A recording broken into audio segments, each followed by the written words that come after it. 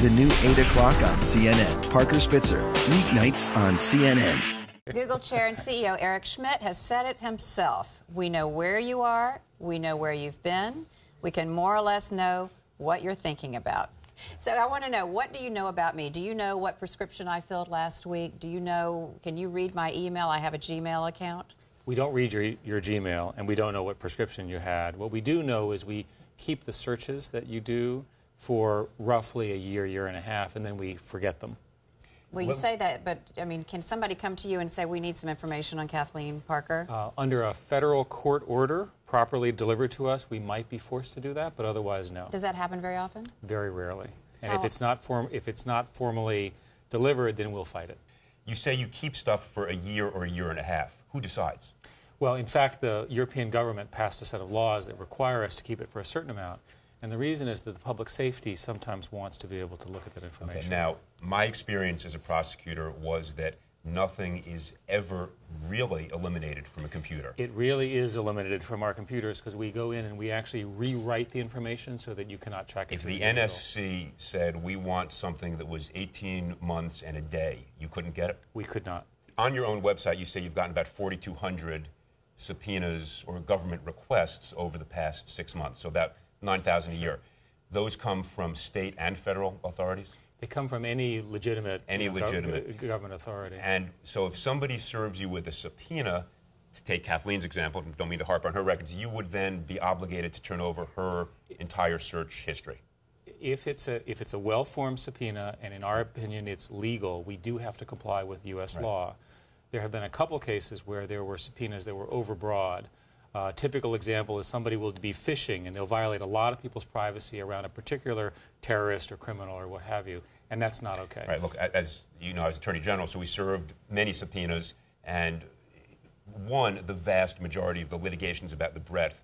And so most law enforcement authorities would believe that if they gave you a subpoena, you would have to divulge the entirety of Kathleen's search history. And we typically will refuse to do anything unless it's incredibly narrow for precisely this reason. Okay. Virtually everything about us now is accessible through a search of one form or another.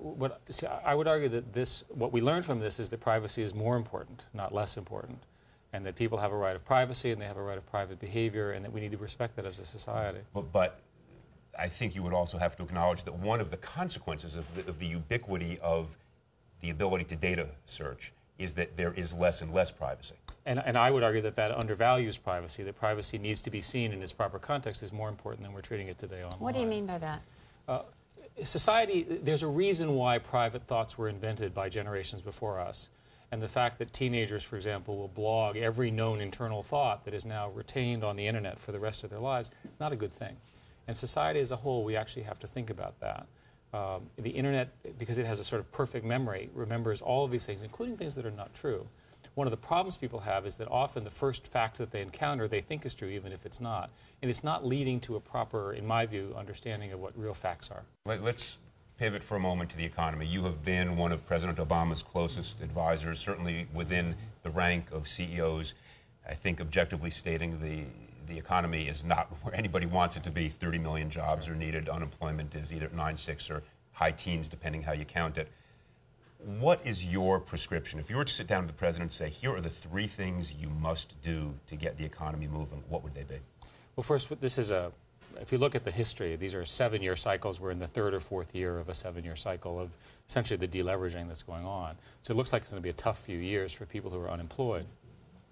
This whole thing started with the housing bubble and the credit bubble, and now this problem of recovery.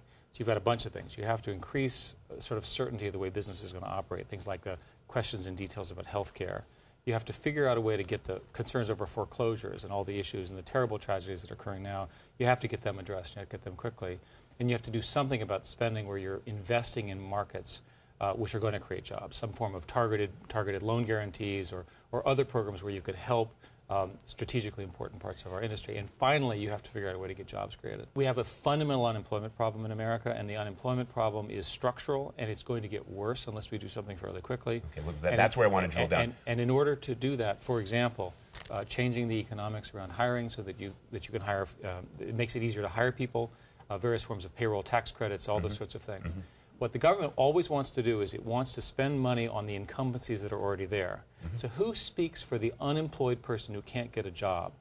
The entire goal of the program, at least for the next couple of years, in my view, is to reduce the marginal unemployment and increase employment, even if the jobs are not particularly good jobs, because it gets people started, gets them going, improves their state, so forth and so on.